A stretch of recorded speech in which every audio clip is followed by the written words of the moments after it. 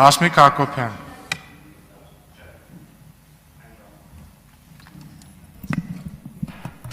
Այսօրվա մեր քննարկումը լսող քաղաքացիները կարող են ասել, դե այո,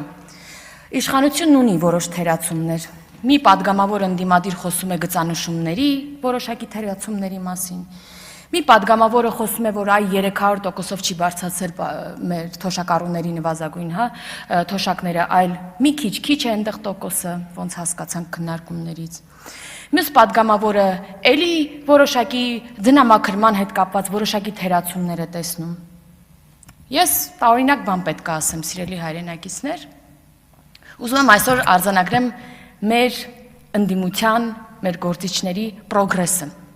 որովհետև սա այն պատգամավորներն են, որոնք 5 տարի է հրատապ փրկում են հայրենիքը, շտապ 1 րոպե շուտ կործանումից փրկում են մեր հայրենիքը, բայց այսօր գծանշումներից ենք խոսում, ինչը բնավ վատ չէ, ես սա վատով չեմ ասում, սա պրոգրես եմ որպես ուզում արձանագրեմ։ Սա այն պատգամավորներն են, որոնք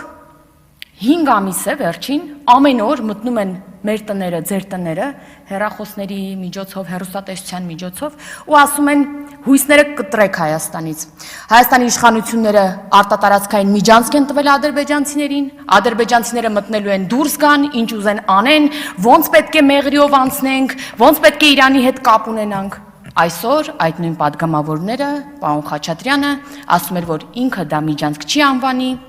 որ այո, առավելություններ, մի քիչ անորոշ է, բայց իր մեկնաբանությամբ, բայց այո, առավելություններ կան թրիփով, նույն պարոն Խաչատրյանը, բայց 5 ամիս առաջվանից իմ սոցիալական ցանցում էլ էի մի տենց հավաքածու դրել իրենցից, թե ինչեր էին ասում թրիփի մասին, ասում էր, որ դա միջանցք է, որևէ առավելություն չկա։ Հիմա հասկանում ենք, որ մի քիչ ապաշրջափակումը ոնց որ ամբողջական չէ, այո, մենք ունենալու ենք առավելություններ ֆինանսական, բայց դա այնքան էլ որոշակի չէ, որոշակի անորոշ է, այսինքն ամեն ինչ լավ է, ուղղակի մի բանն է ըստ իրենց վատ, որ դա արել է Նիկոլ Փաշինյանը, այս իշխանության օրոք է դա արվել։ Սա է մեր ընդդիմության նշմարած թերությունները։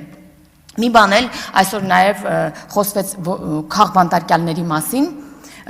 հիշում եք, որ ասացի հայրենիքը շտապ փրկել եւ այլն։ Ուրեմն ում դուրը օրենքի գերակայությունը հասավ, ում դուրը իրավապահ համակարգը արդեն պետք է հասներ, մարդիկ թևերը քշտեցին եւ լծվեցին կամ հայրենիքի պաշտպանությանը, կամ եկեղեցու պաշտպանությանը, կամ ավելի ուրեմն ծանր հոդվածներով անցնողները այս երկուսը միասին փրկողները դարձան։ Հիմա իրենց դիրքավորել են իբրև քաղբանտարկյալներ չկա, եւս մեկ անգամ փաստենք, շնորհակալություն։ Լիլիթ Ստեփանյան։